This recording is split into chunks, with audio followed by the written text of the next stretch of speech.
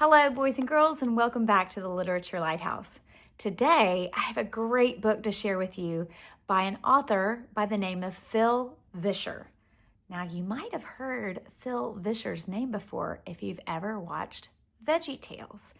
He's the creator of VeggieTales and the voices, too, for VeggieTales. But he's also a really great author of a children's book called Sidney and Norman, A Tale of Two Pigs. Now, this is a tale of two pigs, and I'm going to challenge you as you listen to this tale to think about, which pig am I? The point is, God loves them both, just like God loves you. And so I hope to bring you some light and joy and wonder as we enjoy Sidney and Norman, A Tale of Two Pigs. Are you ready? I am ready. Here we go. Sidney and Norman, A Tale of Two Pigs, written by Phil Vischer, illustrated by Justin Gerard.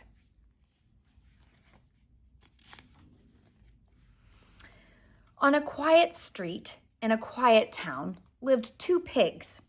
They didn't oink or eat slop. No, this isn't that kind of story. They wore suit coats and went to work. And even though they lived right next door to each other, they didn't know each other's names. The pig on the right was Norman. He was a very good pig.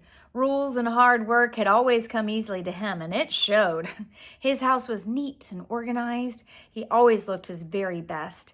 He gave money to the needy and never missed church on Sunday. Norman's teachers liked him when he was young, and his boss at work liked him now that he was all grown up. He was pretty sure God liked him too. After all, he was a very good pig. Norman figured that everyone could be as good as he was if they just try a little harder. He wondered why they didn't.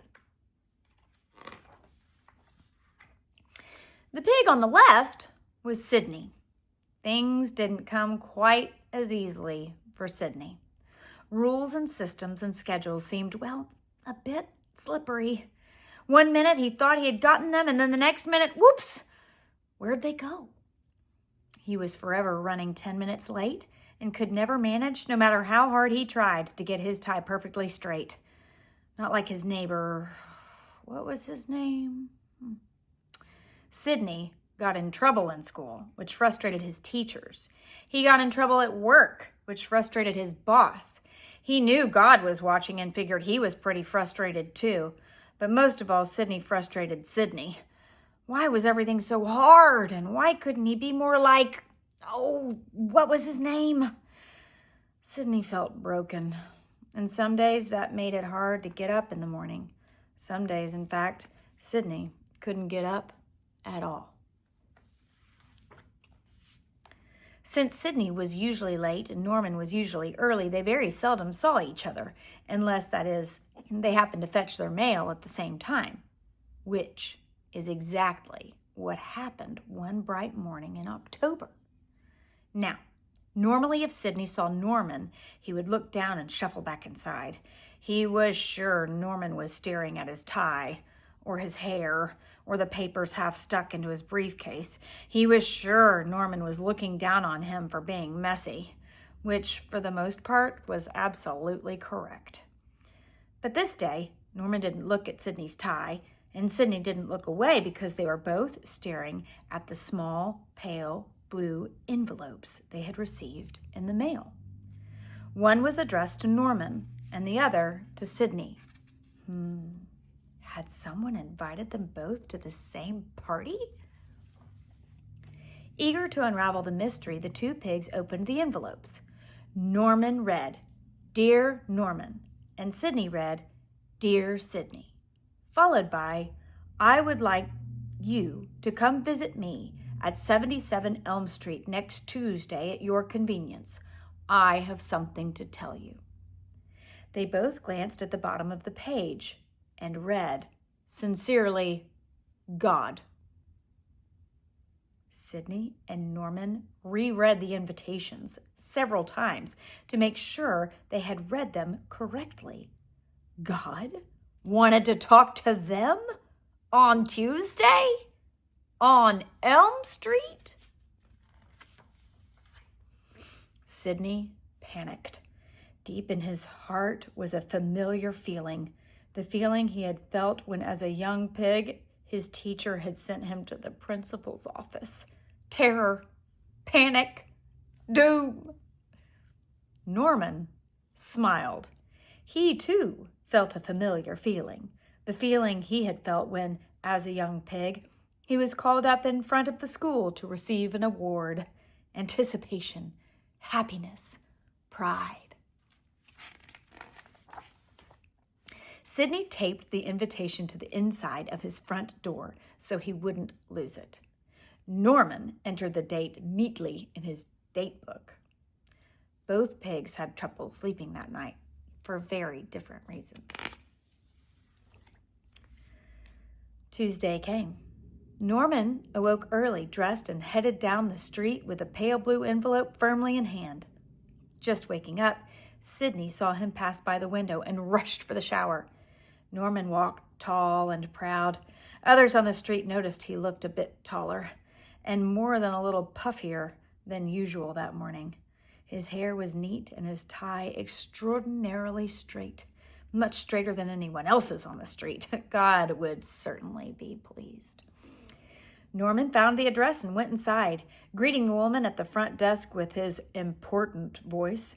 She directed him down a long hall through a heavy wooden door and into a large room where he found God sitting behind an immense desk. The sight made Norman nervous, but then he thought, what did he have to be nervous about? He was a good pig. God walked around the desk and smiled at the puffed-up pig. I'm glad you could make it, he said warmly. I have a few things to tell you. First of all, God began, I love you. Norman smiled, though he wasn't surprised. Secondly, your goodness is not the reason I love you. Norman started a little. What a curious thing for God to say. Thirdly, God continued, you're not as good as you have led yourself to believe. You're prideful. You're selfish. You look down on others simply because things don't come as easily for them. God looked a little sad now.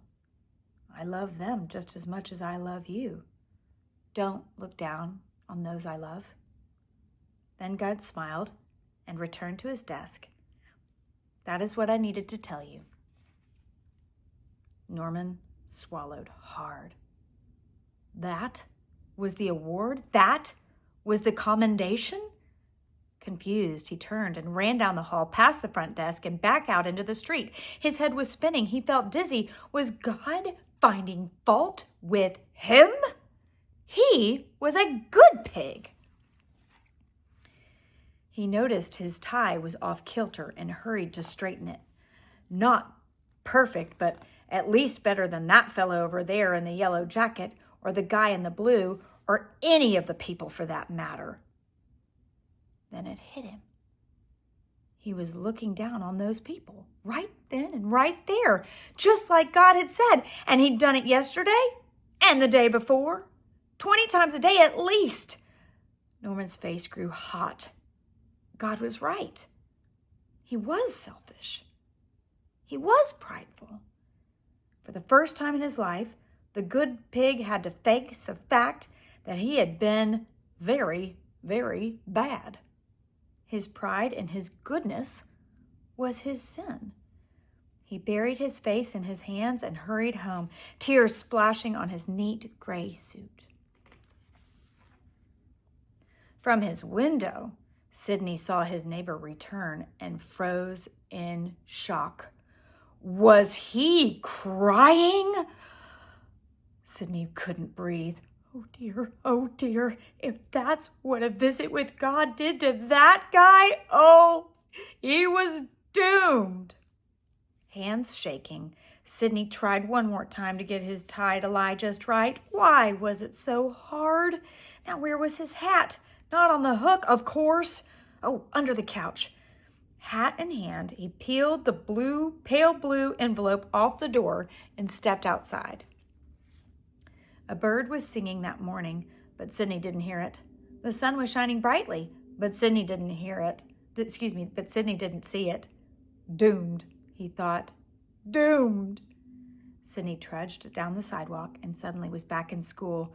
A little pig headed down the long hall toward the principal's office, hands sweating, heart racing. Doomed. He'll see right through me, Sidney thought as he turned onto Elm Street.